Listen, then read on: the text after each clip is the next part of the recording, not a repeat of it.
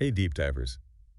Ever feel like you're just twiddling your thumbs waiting for AI to, catch up? It's like, go on already, I need answers. Not forever. It's true, the need for speed is everywhere, and AI is right there in the spotlight. Totally. And it's not just us being impatient. This speed limit is holding back some really impressive AI models, especially when they're dealing with mountains of data. So today, we're diving deep into a paper that's all about breaking that barrier, making AI think faster. We're talking about a specific type of AI model, long convolution sequence models, or LCSMs for short. LCSMs, okay. So are those common in the AI world? Oh, yeah, you probably encounter them more than you realize. They're the brains behind things like chatbots, language translators, anything that predicts what comes next in a sequence. Okay, I see. So when a chatbot tries to guess what word you're typing next? Exactly. That's an LCSM hard at work. Ah, that makes sense. Yeah. So the longer the conversation gets, the more info that LCSM has to handle. It's got to be like trying to hold a conversation while flipping through a whole library to find the answers. That's a great analogy. And that's exactly where this paper comes in. It's called Flash Inference, near linear time inference for long convolution sequence models and beyond. Big title, I know, but it basically boils down to finding a way to supercharge those LCSMs during what's called inference. Inference. Okay. Mhm. Sounds kind of technical. It might sound fancy, but it's actually pretty straightforward. Inference is basically the stage where the AI puts all its learning to use, like generating results based on what you feed it. Okay, so it's like the AI putting on its thinking cap and actually using what it knows. You got it. And what this paper claims is seriously impressive. They say they've found a way to make this inference stage significantly faster, like up to 1.6 times faster overall, and hold on to your hats, 50 times faster on the most demanding part of these models. Wait, 50 times? Are you serious? That's insane. How is that even possible? It all starts with rethinking how these models process information. You see, LCSMs break down data into these manageable chunks, we call them tiles, and the researchers behind Flash Inference, they figured out that the way these tiles are structured, well, it's creating a bottleneck. So it's like trying to build a house out of oddly shaped bricks. It's going to take way longer, right? Perfect analogy, and that's exactly where the magic of Flash Inference comes in. They've found a way to reshape those tiles in a way that dramatically speeds up processing. Okay, I'm hooked. But before we get into the nitty-gritty of how they actually do that, maybe let's take a step back and make sure we're all on the same page about how these tiles have been handled traditionally, because that's going to be key to understanding why flash inference is such a big deal. Absolutely. It's like to understand why a new invention is groundbreaking, you got to know what came before it. So, traditionally, there have been two main approaches to processing these tiles, the lazy approach and the eager approach. And as we'll see, both have their downsides when it comes to speed and efficiency. So we've got lazy and we've got eager, and they're both trying to answer the same question, really. How do you process these tiles of data without, bringing the whole system to a screeching halt? Like trying to organize a massive, I don't know, library Mhm. without reshelving every single book every time someone wants one. Exactly. Now, the lazy approach, true to its name, it basically puts off processing those tiles until the very last second, like absolute last possible moment, minimizing effort in the moment, even if it means more work later. So procrastinating on tidying up until right before the guests arrive. Pretty much. But just like your last minute cleaning frenzy, it can create a bottleneck. Might seem efficient at first, but when you're constantly stopping to process those tiles on demand, it slows the whole operation down. Kind of like waiting till the last minute to pack for a trip. You're scrambling, searching for everything, and it never goes as smoothly as you hoped. Right, exactly. Now, the eager approach, on the other hand, that's all about getting ahead of the game. Pre-processing everything in advance, like organizing that whole library meticulously for every possible request. Color coding your bookshelves, having a detailed card catalog ready to go. Exactly. But here's the catch. You might end up doing a ton of work that's totally unnecessary. What if someone comes in just wanting the latest bestseller? All that meticulous organization, and for what? Wasted effort means wasted time, and in AI, that translates to wasted processing power. Exactly. So both lazy and eager, they're logical in their own ways, but they both end up creating bottlenecks because they're not handling those tiles in the most, shall we say, elegant way possible. So both approaches are trying to speed things up, but they get bogged down because they're coming at it from totally opposite ends of the spectrum. And that's where our star of the show comes in. Flash inference. Remember how we were talking about tiles being the building blocks of information?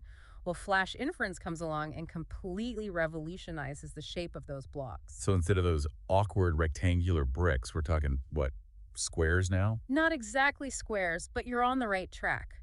Flash Inference, it reimagines those long, thin tiles as more compact, balanced shapes. The paper actually calls it a tiling revolution. A tiling revolution. That's Nice. amazing. I love it.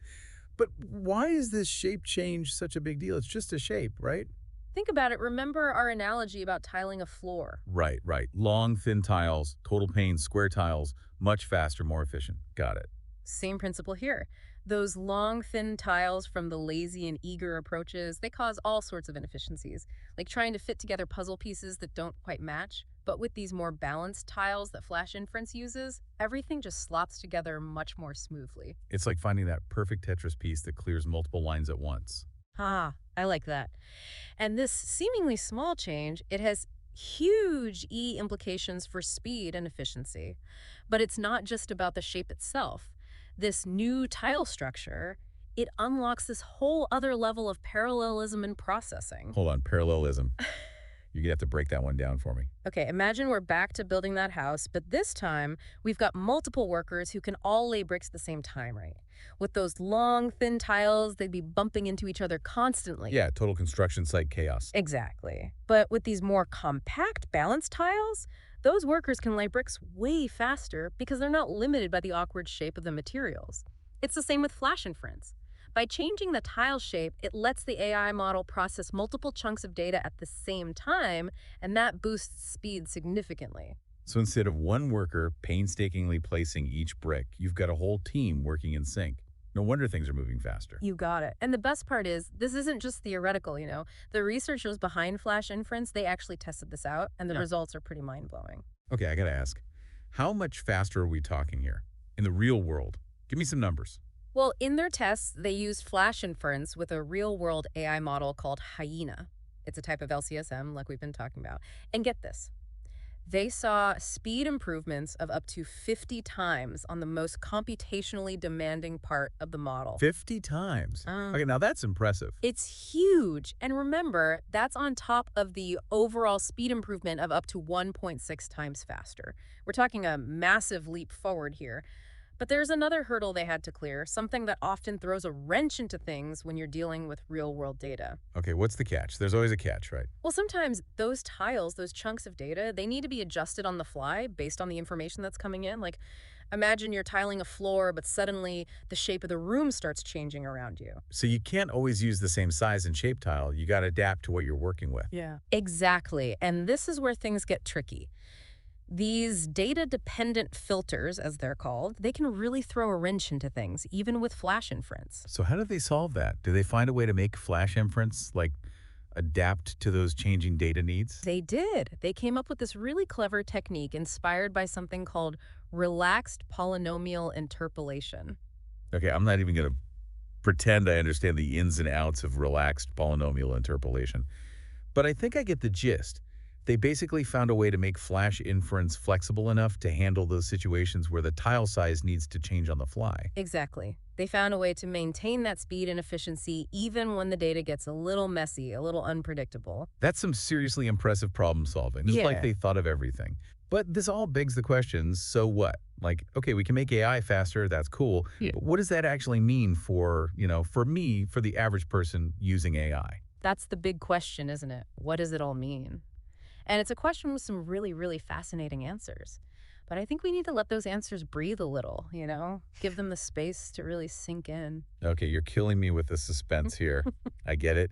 Got to have a good dramatic pause. So, deep divers, hang on tight. We'll be back in a flash, pun intended, to explore the incredible implications of this groundbreaking research. Don't go anywhere. All right, deep divers, we are back, and I'm ready to hear about those implications, the ones you left us hanging on. You were saying how Flash Inference could totally change the game for AI speed and efficiency. So paint me a picture. What does a future with faster AI actually look like? Well, just think for a second how much of our lives are already intertwined with AI, right? I mean, it's everything from those movie suggestions you get to like how we interact with our phones every day. It's true. Now imagine all of those interactions becoming faster, smoother, more intuitive. So you're saying, like, instead of waiting for my phone to catch up with my voice commands, it just, like, understands me instantly. Exactly. And it's not just a cool party trick either. This could revolutionize entire fields. Think real-time language translation, medical diagnoses, even like scientific discovery, stuff we haven't even imagined. Okay, yeah, I'm starting to see how this is a big deal. Can you give me an example? Like, how could faster AI change something like medical diagnoses? Well, imagine a world where doctors can analyze medical images instantly, in real time. They could be detecting subtle anomalies that might be missed by the human eye. Or think about AI-powered prosthetic limbs that respond seamlessly to the user's intentions, almost like blurring that line between human and machine. It's pretty wild. Wow, that's incredible. It's like taking something that already has so much potential and just like supercharging it. That's a great way to put it. And the really exciting part is that this isn't limited to just one type of AI. We've been talking about LCSMs, right? Right. But the core idea here, this whole concept of optimizing how we handle these large chunks of data, it could apply to, well, pretty much any AI model out there. So it's not just about making existing AI faster. It's about like rethinking how we build AI from the ground up, unlocking these new levels of speed and efficiency we never even thought possible. Exactly. It's like stumbling onto a new law of physics that suddenly opens up a whole universe of technological possibilities, things we could only dream of before. It's kind of mind-blowing when you think about it like that. It really is. And honestly, who knows what other breakthroughs are just around the corner, right? We might find ways to make AI even faster, more efficient, more capable of tackling those big, hairy problems that seem impossible to us today. It really makes you think, doesn't it? I mean, I always knew AI was a big deal, but learning about the technical side like this, it really hits home just how much potential there really is. I agree. It's really exciting. And I think that's part of what makes this research so compelling.